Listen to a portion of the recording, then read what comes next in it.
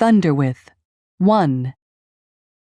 Lara ran out of the neat little house by the school when at last she heard the sound of the motor.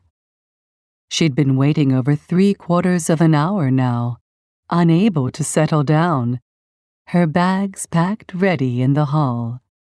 She recognized the driver of the battered 4-wheel drive at once. It was her father, she was sure. He jumped out of the car. "Lara, it is Lara, isn't it?"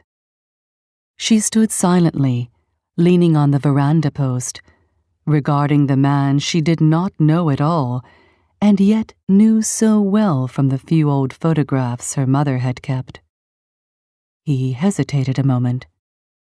"It is you, Lara." She nodded. "Well, it's me then," he said unnecessarily. "It's your father." "I know." When he hugged her to him, she couldn't respond, for a storm of tears was inside her, and her mother seemed so close now. He smelled exactly as she'd imagined, of the bush, of fire and wood and sweat, and also faintly of tobacco. She wished she could hug him back, but she drew away when Mrs. Robinson pushed open the wire screen door and greeted him. "Mr. Ritchie," she said warmly. "Larry Ritchie," he said, awkward now. "Call me Larry, please." Lara has been more or less ready since the crack of dawn. She moved all her things into the hall about an hour ago. She was expecting you from noon on. She smiled, and then, putting an arm around Lara's thin shoulders, said, "We're glad we finally found you, aren't we, Lara?" Lara found it difficult to know just what to say. Here they were in the hot sun on the veranda of the school principal's house. Her long-lost father. This tall, angular man with his piercing blue eyes, and her beloved teacher. Both of them standing and looking at her and expecting a reply of some kind. But she could only stare dumbly at this total stranger, who was, nevertheless, her only family now.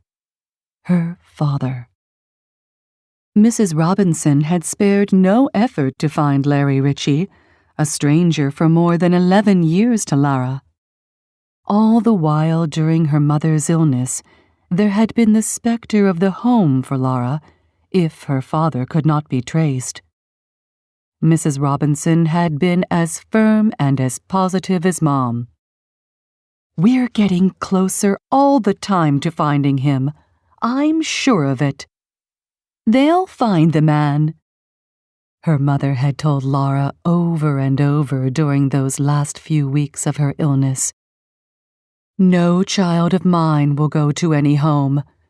I know Larry will come for you, Lara." And he had. But too late for Cheryl Ritchie, Lara's mother, to know.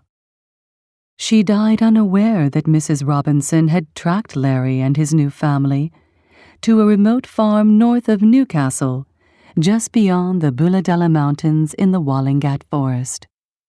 Cheryl Ritchie was never to know that only a few 100 kilometers separated Idle Hours Trailer Park from Larry Ritchie, the man in the crumpled photographs.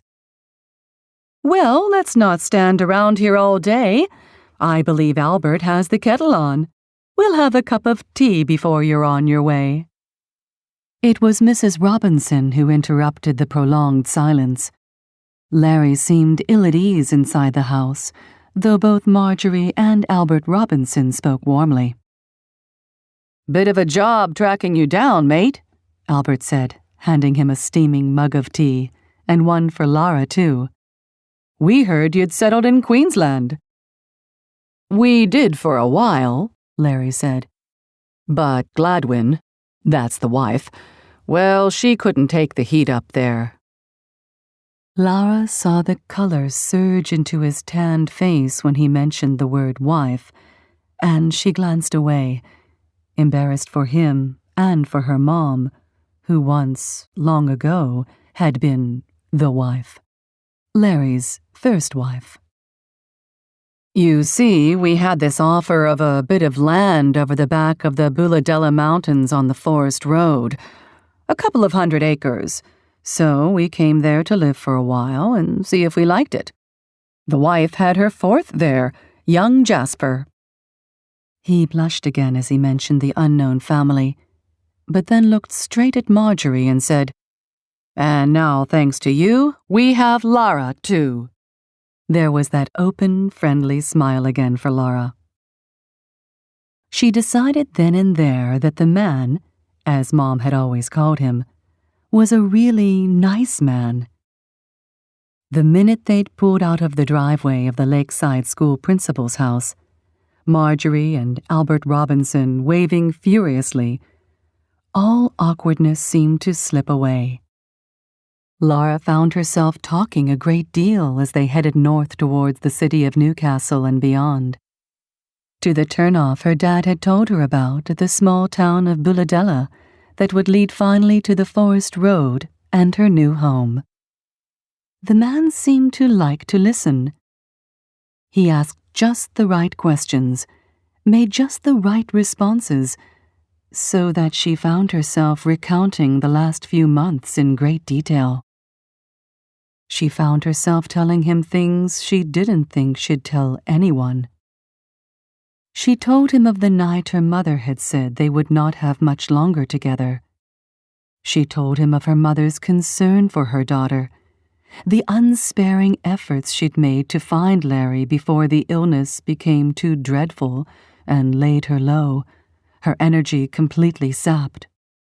She told him of her mother's cheerfulness and bravery right up until the last, of how just a few days before she'd died, they'd been laughing together in the hospital at some joke or other.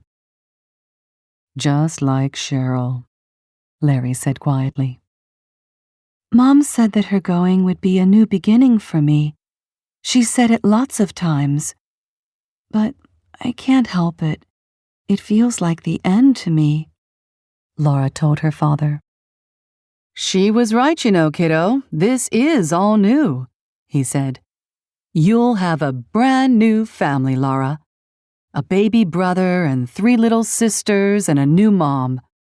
I'm not pretending it'll be easy, but it's a fresh start, and if we all try hard, it's bound to work out okay." She liked the way he spoke so quietly and cheerfully. Perhaps Mom was right. It would be a new beginning with a man. If only Mom had been here to share it.